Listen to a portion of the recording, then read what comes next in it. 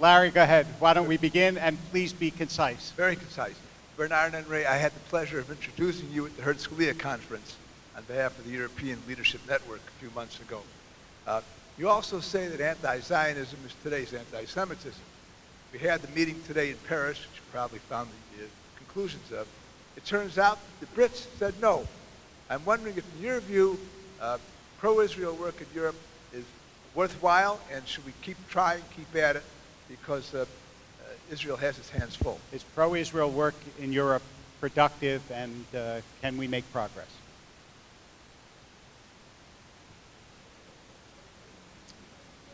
No, it's not a difficult question. I don't believe that all anti-Zionists are anti-Semites.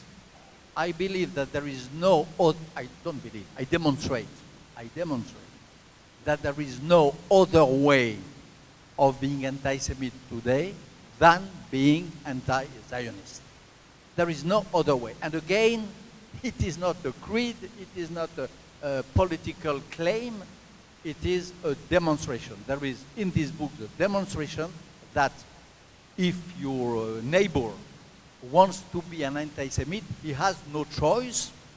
He has to be anti-Zionist. And if he wants to recruit a big number of followers, he has to be even BDS, boycott, divestment, and sanctions. He has to do that. Right. It's the only way. My relationship to Israel, I am a liberal pro-Israel. I love Israel not for religious, or not only for religious reasons, not only for national reasons, not only for reasons of memory. I love Israel because I think that on very precise topics, Israel is a model for democracies, not in the area, as the Mill of Priors says, the only democracy in there, no, in the world. I believe, for example, that in the way of dealing with ethnicity, in the way of dealing with democracy, with the minorities, in the way of building a democracy without sometimes any democratic tradition, which was the case for so many Jews who arrived harassed, despaired from Arab countries or from Russia, and who invented the democracy. There is in Israel a paradigm, a pattern, an example of democracy. This is one of the main reasons why I love Israel. And this is one of the things which, at least in my country, I try to say and to recall as often as I can. Am I heard enough? Certainly not. Certainly not. And there is in France, but all over the world, also in America, an attempt which sometimes achieves its goals of delegitimizing Israel, of satanizing Israel, of denying this democratic genius of Israel, which is, of course, a source of sorrow for me, and sorrow for you, and of despair. This conference in Paris, I don't avoid the question. I'm very sad of it. It was a mistake, as the UN resolution on the 23rd of December. If I'm faithful to what I say in my book about Israel, I must say that this UN resolution and this meeting in Paris today, and I say that, I say it publicly in France, be sure, was and are and is the wrong place, the wrong moment, and the wrong wording. Three more. You know, I'm going to invite you just to continue on a little bit. maybe I'll direct your thinking or your answer a little bit toward what is the future of Judaism in Europe, particularly France and maybe in Western Europe in general. We hear a lot of difficult things about what's happening with Jews in Europe. Now we know a lot of French Jews are making Aliyah. What do you think? As you might have noticed, I am a fighter. A fighter very seldom or has great difficulty to leave, to quit the battlefield. And I think that most of the Jews I know in France are such fighters. They know that they made France. They know that France is theirs. They know that they are among the best architects of the constituency of France and of the spirit of France. And most of them will certainly not be the first one to leave. Before them, the anti-Semites will leave. If someone has to leave France today, or Europe, it is, whoever they are, the anti-Semites, not the Jews. These guys with short ideas, with illiterate thinking, which know nothing, which don't even know why they hate Jews. This was so striking in the terrorist attacks since Toulouse to Hypercacher. When you hear the jihadists, it is a sort of reflex Pavlovian anti-Semitism. They don't even know why.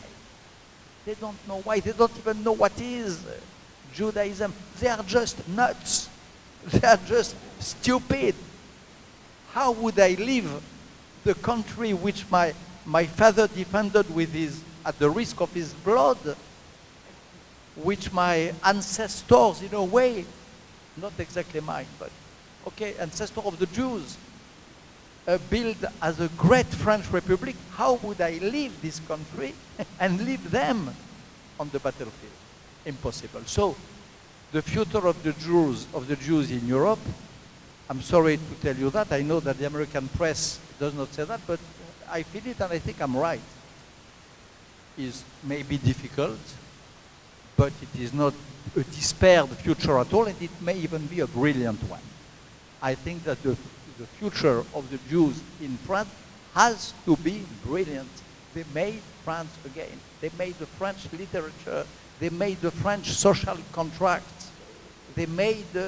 I demonstrate in this book that the very stemming cell, not stems, the stemming cell, the first draft of the French language, the language which I speak a little better than English, the French language, the first one who have produced, put into motion this French language is the greatest Jew of his time and maybe of all time, who is Rashi. Rashi, you will find, it will be too long here, you will find, if you want, the demonstration in this book. Rashi is the inventor of the French language. So how would the followers of Rashi leave France, except if they think that their destiny is in Israel, except if, as a lot do, as I might do at a point of my life, except if they believe that their next project is to add something, to contribute to the great dream made reality of Zionism. But this is another story. I believe, and I demonstrate again, that Zionism is still alive. That Zionism is not, as it is often said, out of breath. I don't believe that at all. And I completely understand a Jew who thinks that his task is to contribute to that, but to live by defeat, to live and living there the anti-Semite, certainly not. Rabbi? So this is a comment, not a question, but I take to heart what you said about the unthinking Jew. And I have to apologize because when I made my thank yous, I did not thank the person who brought Bernard-Henri Lévy to Wilshire Boulevard Temple, and who, without her, he would not be sitting on the bima just thrilling us with his intellect. And I would like to publicly thank Linda Kent for making this happen.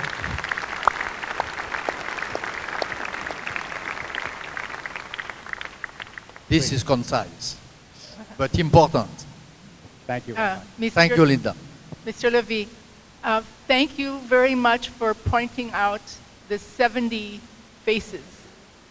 I've been a passionate interfaith activist for almost 30 years, and I feel that that is my responsibility as a Jew, and I don't think that I could be a Jew unless I was concerned about the other 70 faces. You've just put it so beautifully. Here is my question. In these many years that I've been working together with people from many different faiths, one of the stereotypes that has come up often about Jews from non-Jews is that we hold ourselves morally superior to other people. That we say, look and see how we behave, and then you'll know how to behave.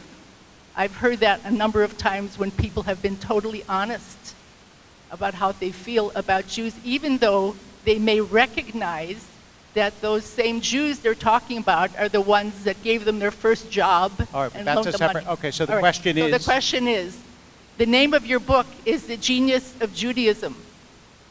Are you asking, do we have a superiority complex? Is there, it's written by a Jew, Right. as opposed to. So is there a sense in which Jews speak too well of themselves, basically, and is writing a book called The Genius of Judaism feeding into that stereotype?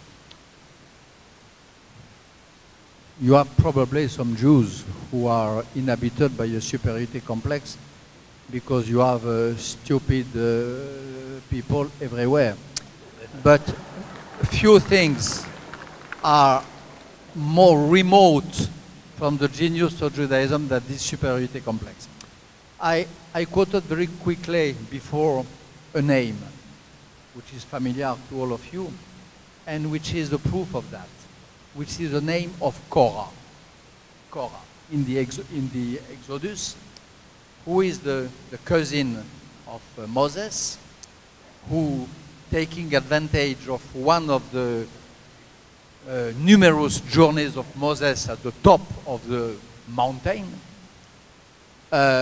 decides that the time has come, that the Jews are a superior people here and now, that the nation is saint as itself. And he gathers around him 250 followers, Jews, who accept, who buy the idea that to be a Jew means that immediately you are a saint people. You have an aura of sanctity. You are the best of the best. You are the salt of the earth. You are saints. And they wait for Moses to tell him, we are fed up with your complexity, we are fed up with your promises, and so on, and your difficult law. It's over. We are the best. We are superior. We are a saint nation. We are proud of this sanctity of the nation. You know what happens? Moses asked for a miracle. This miracle is the biggest miracle possible, which is a new Genesis, a new beginning, opening of the earth, transformed into a sort of big mouth, which swallows Korah and his 250 followers. The commentators of the Talmud wonder why Moses was so severe against his first cousin. Why Moses, who makes so, since 40 years, 80 years, makes so many compromises, so many deals, why he suddenly he's so sharp and so brutal? Maybe there was a compromise possible with Korah. the commentators of the Talmud, others wonder why he took the hugest risk, which is to ask for a miracle, which is the most difficult, biggest risk for a Jew. And the conclusion is that the mistake of Korah was the worst, was the biggest one. This sense of superiority was the most heavy possible fault for a Jew, and for this fault, there was nothing else than this exemplary punishment, this absolute punishment. No compromise with that. So, from the very start, from the words of Moses, this idea of a superiority of the Jewish people is a crazy idea, is a sin, is an offense, is a blasphemy, is an outrage to the Jewish message. And we all have to be faithful to that first word each time that we are tempted by this evilish idea of a possible superiority. We have to remind of Korah and Moses.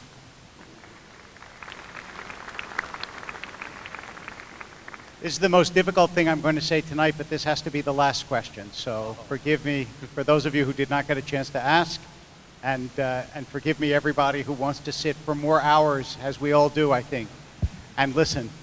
I'll make my question very, so almost all of us, or most of us, have lived all our life in the presence of Israel.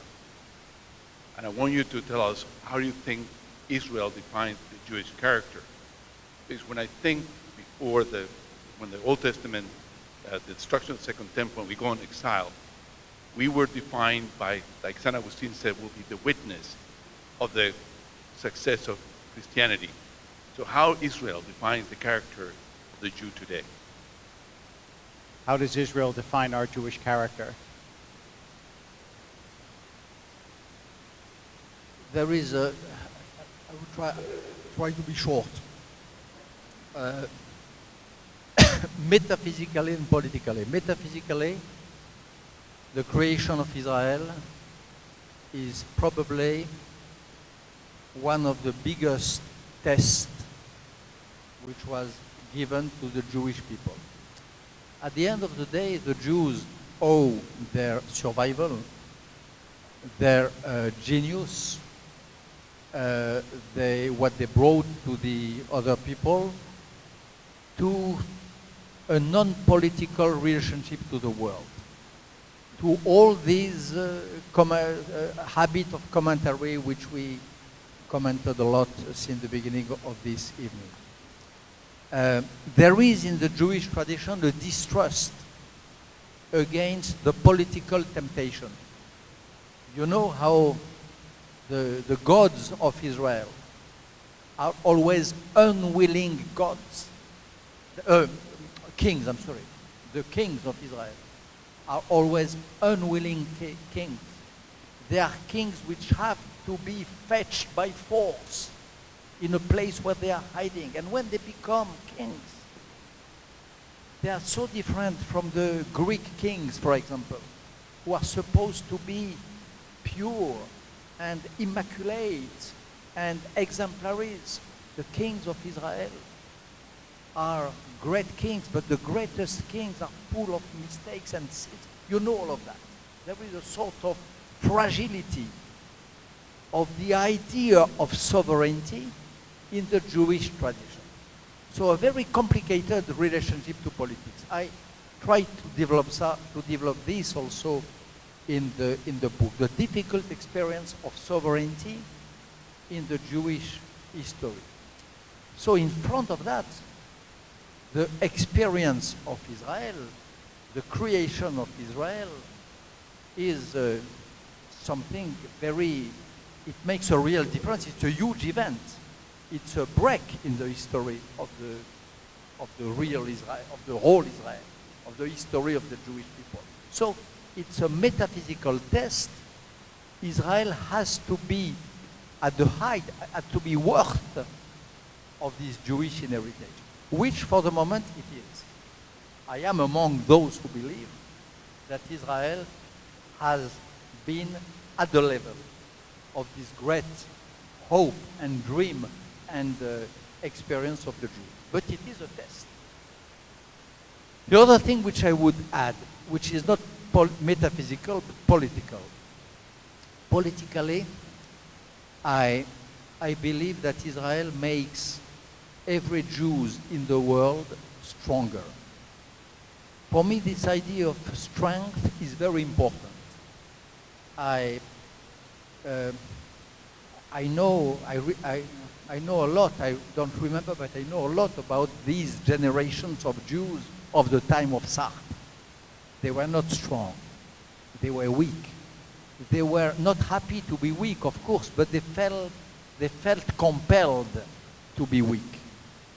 They felt that to be weak, at least outside, was a sort of obligation and of duty. And one of the new things of the Jewish life in the last 50 years, especially in America, but it came also to Europe, is a break with this idea of weakness. A break with this idea that to be a Jew meant to be a Jew in the shadow. This idea of a shadowy Jew. This neo-Maranism. Maranism is not only Portugal and Spain of the 50th and 60th century. The 30s in France and in America was the moment of a great Maranism. Jews were Jews inside, in secret, but openly, nearly nothing.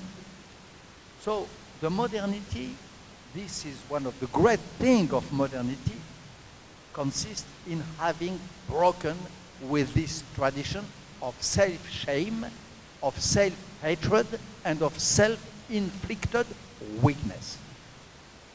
There is many reasons for that, for this revolution in the Jewish being, in the Jewish behavior. Many reasons.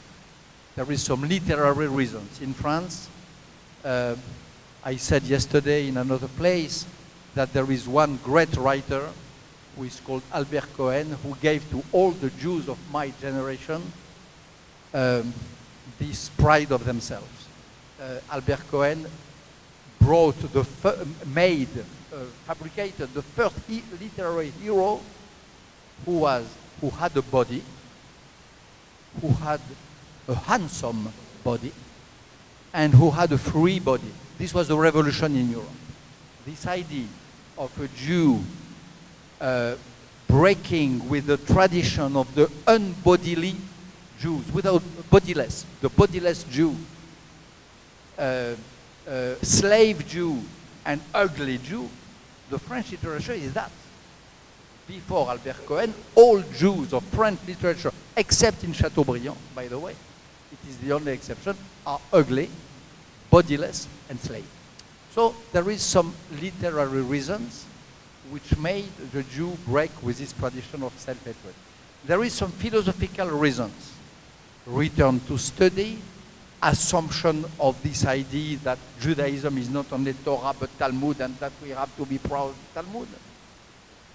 This is a new idea also for the secular Jews to know that they have to deal with Talmud, and that maybe the most vertiginous Jewish experience is the relation to Talmud. But there is a third reason, a third explanation of this new force of the Jews, this new strength, which is the birth of the state of Israel. And I pretend, again, I don't pretend, I develop, I demonstrate that there is no one Jew today. Even those of the Jews who refuse to define themselves as Jews, even the Jews who are reluctant to see the state of Israel to speak in their name, even the Jews who make so many efforts to show a white hand and not committed with Israel, even them, there is no one Jew who does not owe a part of his force, a part of his way of standing on his feet, straight and strong on earth, who does not owe a part of that to the very existence of Israel. I developed that. I demonstrated. It created some anger in some Jewish circles in France, but I think it is true, and for this we all have to thank Israel.